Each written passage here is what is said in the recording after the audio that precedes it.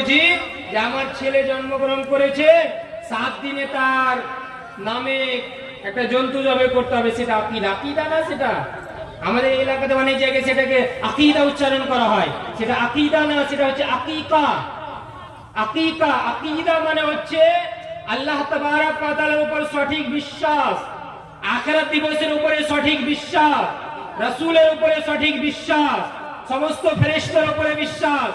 ঈমান মজবুত থাকতে হবে, তাওহীদকে বুঝতে হবে, আল্লাহর একত্ববাদকে বুঝতে হবে, একেশ্বরবাদকে বুঝতে হবে। অন্যের সব গড, আল্লাহ ছাড়া কেউ ইবাদতের যোগ্য নয়, উপাসনার যোগ্য নয়। কোন দেবীর সামনে, কোন কবরের সামনে, অথবা কোন মনীষীর ছবির সামনে, যেমন স্কুল বিদ্যালয়ে অনেক জায়গায় সেই শ্রদ্ধাঞ্জলি পেশ করা হয়, সেখানে গিয়ে মাথা নত করা, চুপচাপ থাকা, নীরবতা পালন করে 1 মিনিট 2 মিনিটের জন্য, এগুলো সঠিক না, কখনোই ঠিক হতে পারে না। এটা আকীদার পরিপন্থী বিষয়, বিপরীত বিষয়। এটা আমাদের ইসলামকে নষ্ট করে দিতে পারে, আমাদের ঈমানকে নষ্ট করে দেয়। এই জন্য আপনি দেখবেন G20-র যে সম্মেলন হয়েছিল, আপনারা হয়তো বিবিসি নিউজে দেখেছেন, G20 যখন সম্মেলন হয়েছিল, বিভিন্ন দেশ থেকে বাদশাহ এবং সেখানকার সেই প্রতিনিধি এসেছিলেন। সেখানে সমস্ত বিভিন্ন দেশের লোক এবং রাজা বাদশারা ছিল। কিন্তু আমাদের ভারতবর্ষের যে সালমান, মোহাম্মদ বিন সালমান, তাকে আমি 100 কোটি ধন্যবাদ জানাই যে তিনি এই শ্রদ্ধাঞ্জলি পেশ করতে সেখানে এসেছিলেন না। মোদি যখন আহ্বান করেছিলেন তো সেখানে সবাই এসেছিল, তিনি এসেছিলেন না। এটা অপমান নয়, এটা অপদস্থ নয়, বরং এটা হচ্ছে আকীদার উপরে দৃঢ়তার পরিমাণ, আকীদার উপরে টিকে থাকা, অটল থাকার এটা পরিচয়। এই জন্য আকীদার সঙ্গে কখনোই সমঝোতা হবে না, কম্প্রোমাইজ হবে না। আকীদার সঙ্গে কোনোদিন কেউ সঙ্গে আপনি মেল মিলাপ করতে পারেন না, যে না তোমার এই সেই কালী পূজাতে আমি চলে যাব, তুমি আমার ঈদের ঈদগাহে চলে এসো, তোমার দুর্গা পূজায় আমি চলে যাব, তুমি আমার কুরবানির দিনে আমার ঈদগাহে চলে আসো। এটা কখনো মুসলমান করতে পারে না। এর মানে এটা কখনোই নয় যে ইসলাম অমুসলিমদের সঙ্গে খারাপ ব্যবহার বা কঠোরতা করার মানে আদেশ করেছেন না। ইসলামই ওই ধর্ম যে অমুসলিমের সঙ্গে ভালো ব্যবহার করার আদেশ করেছেন। আর আমাদের শেষ নবী মুহাম্মদ রাসূলুল্লাহ সাল্লাল্লাহু আলাইহি ওয়াসাল্লাম, তিনিও সুন্দর থেকে সুন্দর ব্যবহার এবং আচরণ করেছিলেন। তার আচরণ থেকে প্রভাবিত হয়ে অনেক কাফির ইসলাম গ্রহণ করতে বাধ্য হয়েছিল। কিন্তু ভালো আচরণ করার মানে এটা নয় যে আপনি তার কালী পূজাতে গিয়ে মূর্তির সামনে গিয়ে নমস্কার করবেন, কোন ছবির কাছে গিয়ে আপনি নমস্কার করবেন, শ্রদ্ধাঞ্জলি পেশ করবেন। এটা কোন মুসলমানের কাজ হতে পারে না। এবং তার সাথে সাথে এই যে 1 জানুয়ারি, 31 ডিসেম্বরের নাইট এবং 1 জানুয়ারি আসছে হ্যাপি নিউ ইয়ার, এটাও হচ্ছে কুসংস্কার। মাশাআল্লাহ, মাস্টার আজমাল সাহেব 2 ব্যাগ সিমেন্ট দিয়েছেন, মাশাআল্লাহ, আলহামদুলিল্লাহ। আল্লাহ তাআলা তার দানকে কবুল করেন। যে উদ্দেশ্যে দান করেছেন আল্লাহ তাআলা সেই উদ্দেশ্য অনুযায়ী তাকে জাযায়ে খায়র দান করেন। আল্লাহুম্মা সাল্লি আলাইহি, আল্লাহুম্মা বারিক আলাইহি। এই হ্যাপি নিউ ইয়ার যে আসছে, আমাদেরই ছেলে, আমাদেরই মেয়ে মুসলিম সোসাইটি থেকে বেরিয়ে আসে, মুসলিম সোসাইটি থেকে বের হয় এবং ডিজে বাজিয়ে, গান বাজিয়ে আর সেই হই হুল্লোড় করে, চিৎকার করে রাস্তাঘাট দিয়ে যায়। এই মুসলিম ছেলেরা যায়, এটা মুসলিমের কাজ কোনোদিন হতে পারে না। ব্রাদার ইসলাম, আমাদের মাতা পিতার এটা গুরু দায়িত্ব।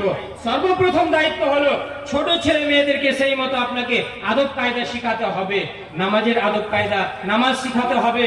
যেমন হাদিসের মধ্যে এসেছে যে যখন তোমার ছেলে 7 বছরে পদার্পণ করবে তখন তাকে নামাজের আদেশ করো। 10 বছর হওয়ার পরেও যদি সে নামাজ না পড়ে তাহলে তাকে একটু প্রহার করো, শাসন করো, কিন্তু তাকে নামাজ পড়ার আদেশ করো।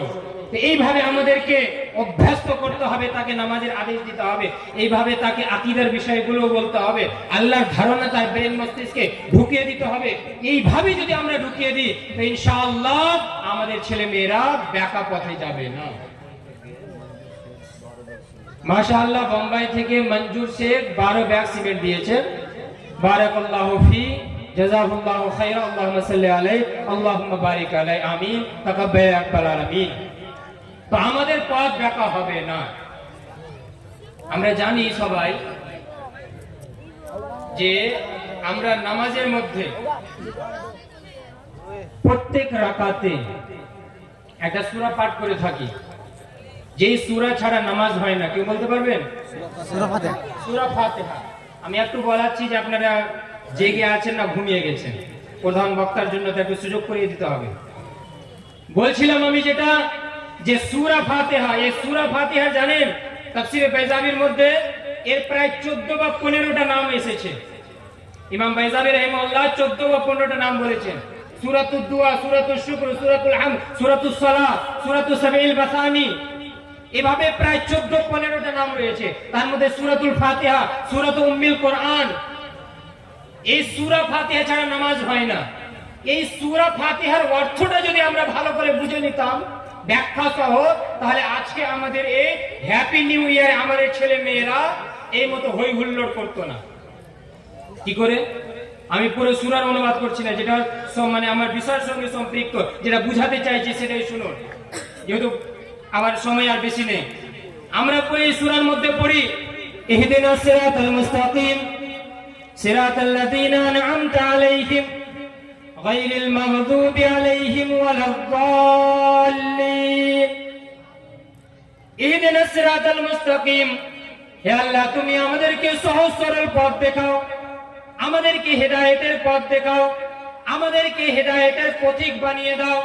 সিরাতাল লাযিনা আন'আমতা আলাইহিম, আমাদেরকে ওই সব লোকের পথ দেখাও যে সব লোকের উপর তোমার পুরস্কার রয়েছে, যাদেরকে তুমি পুরস্কৃত করেছো। গায়রিল মাগদুবি আলাইহিম ওয়ালাদ-দাল্লিন, ওই সব লোকের পথে নয় যাদের উপরে তুমি অসন্তুষ্ট, যাদের উপরে তুমি নারাজ। ওয়ালাদ-দাল্লিন, এবং সেই সব লোকের পথেও নয় যারা পথভ্রষ্ট, যারা সোজা পথ থেকে বেঁকা পথ অবলম্বন করে নিয়েছে। আপনি তাফসীর উঠিয়ে দেখুন, এই সূরার তাফসীর উঠিয়ে দেখুন, আপনি জানতে পারবেন মাগযুবি আলাইহিম বলতে যাদের উপরে আল্লাহ তাবারক ওয়া তাআলা অসন্তুষ্ট, কাদেরকে বোঝানো হয়েছে? মাগযুবি আলাইহিম বলতে ইহুদিদেরকে বলা হয়েছে। ওয়ালাদ-দাল্লিন, এবং যারা পথভ্রষ্ট, পথভ্রষ্ট বলতে খ্রিস্টানদেরকে বোঝানো হয়েছে।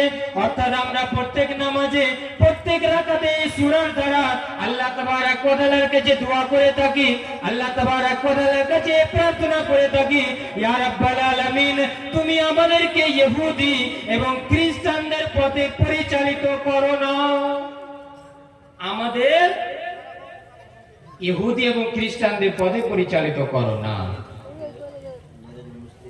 মাশাআল্লাহ, দরিয়াপুর থেকে মেরাজুল মিস্ত্রি 1000 টাকা দান করেছেন।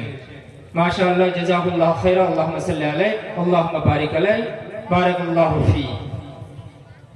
তো ইহুদি নাসারাকে বোঝানো হয়েছে। কি বুঝতে পারলাম? আপনারা যদি ধ্যান দিয়েছেন তাহলে বুঝতে পেরে গেছেন আমি কি বলতে চাইছি। প্রত্যেক নামাজে, প্রত্যেক রাকাতে আল্লাহর কাছে দোয়া করি, ইয়া রাব্বাল আলামিন আমাদেরকে ইহুদি এবং খ্রিস্টানদের পথে পরিচালিত করো না। হ্যাপি নিউ ইয়ার, এটা কাদের পথ? এটা কাদের সংস্কৃতি? ইহুদি খ্রিস্টানদের সংস্কৃতি। এটা ইহুদি খ্রিস্টানদের কৃষ্টি কালচার। তাদের কৃষ্টি কালচার আমাদের মধ্যে কেন আসবে? আমরা মুসলিম, আমরা কোরআনকে নিয়ে গর্ব করব, হাদিসকে নিয়ে আমরা গর্ব করব, আমরা ইসলাম ধর্ম পেয়েছি, এটাই আমাদের গর্বের বিষয়। আমাদের নবী, শেষ নবী মুহাম্মদুর রাসূলুল্লাহ সাল্লাল্লাহু আলাইহি ওয়াসাল্লাম, তিনি মহামানব, আমাদের নবী, তাকে নিয়ে আমরা গর্ব করব।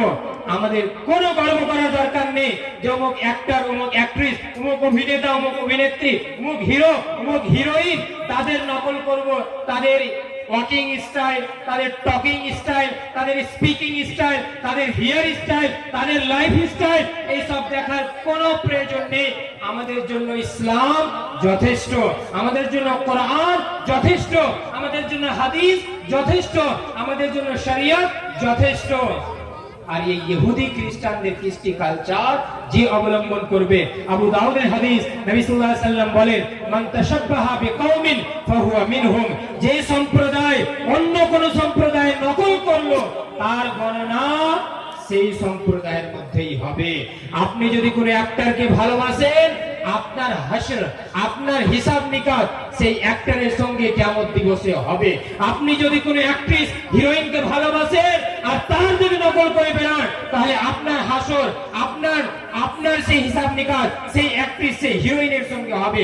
আর আমাদের মধ্যে মুসলিম যুবক যুবতী, মুসলিম পুরুষ মহিলা, আমরা কেউ এটা চাই না যে আমার হাসর, আমার হিসাব নিকাশ সেই কিয়ামত দিবসে যেখানে সবাই চাইবে যে মুক্তি পেয়ে যায়, যে আমার হিসাব নিকাশ কোনো অ্যাক্টরের সঙ্গে হোক, কোনো অ্যাক্ট্রেসের সঙ্গে হোক, কোনো হিরোইনের সঙ্গে, কোনো হিরোইনের সঙ্গে, হিরোর সঙ্গে, কোনো অভিনেতা অভিনেত্রীর সঙ্গে হোক, আমরা কেউ চাই না। তাই ব্রাদার ইসলাম, আমাদের প্রয়োজন যে আমরা এইসব কৃষ্টি কালচার থেকে দূরে সরে থাকি, আমরা আমাদের আকীদাকে মজবুত করি, আমরা আমাদের ঈমানকে মজবুত করি, ঈমানের অর্থকে আমরা বুঝতে পারি। ঈমানের অর্থ এটা নয় যে আমরা নামাজ পড়বো না আর আমরা বলবো যে নামাজ না পড়তে পারি মৌলভী সাহেব কিন্তু আমার ঈমান বড় পাক্কা আছে, তো এই মানে বললে গেলে হবে না। আমাদের ঈমান পাক্কা করতে গেলে সালাত কায়েম করতে হবে, সওম পালন করতে হবে, যাকাত প্রদান করতে হবে, আল্লাহর আদেশকে মেনে চলতে হবে, তাকওয়া অবলম্বন করতে হবে, আল্লাহর ভয় ভীতি তৈরি করতে হবে, এবং হ্যাপি ক্রিসমাস ডে এইসব যে অনইসলামিক কৃষ্টি কালচার রয়েছে সেগুলোকে আমাদেরকে ছুঁড়ে ফেলতে হবে। মাশাআল্লাহ, সিটু একজন ভাই 5 ব্যাগ সিমেন্ট দিয়েছেন, মাশাআল্লাহ, আলহামদুলিল্লাহ, বারাকাল্লাহু ফি, আল্লাহুম্মা সাল্লি আলাইহি, আল্লাহুম্মা বারিক আলাইহি, জাযাকাল্লাহু খাইরা ফিদ দুনিয়া ওয়াল আখিরা, তাকাব্বাল ইয়া রাব্বাল আলামিন। তার সাথে সাথে সম্ভবত আমার সময় শেষ হয়ে গেছে এবং বক্তা সাহেবও আপনাদের সামনে চলে এসেছে। যাই হোক, একজন আর ভাই 1000 টাকা আমার হাতে দিয়ে গিয়েছিলেন, তার জন্য দোয়া করি, এবং যারাই 1 টাকাও দান করেছেন, 2 টাকাও দান করেছেন, 1000 টাকা দান করেছেন, সবার জন্য আমি দোয়া করি। যার যেটা সামর্থ্য, যে হিসাবে আপনি পেরেছেন দান করেছেন, আল্লাহ আমাদের সবার দানকে সাদরে গ্রহণ করুন। সবাই বলুন আমিন, তাকাব্বাল ইয়া রাব্বাল আলামিন। আমরা যারা এই মসজিদ নির্মাণে যেভাবে অংশগ্রহণ করেছি, টাকা পয়সা দিয়ে, পরিশ্রম দিয়ে, পরামর্শ দিয়ে, যেভাবে আমি অংশগ্রহণ করেছি, আল্লাহ তাআলা আমাদের এই অংশগ্রহণের বিনিময়ে আমাদের গুনাহের কাফারা করে দেন, আমিন। আমাদেরকে জাযায়ে খাইর দান করেন, আমিন। তাকাব্বাল ইয়া রাব্বাল আলামিন। ওয়া আখিরু দাওয়ানা আনিল হামদুলিল্লাহি রাব্বিল আলামিন।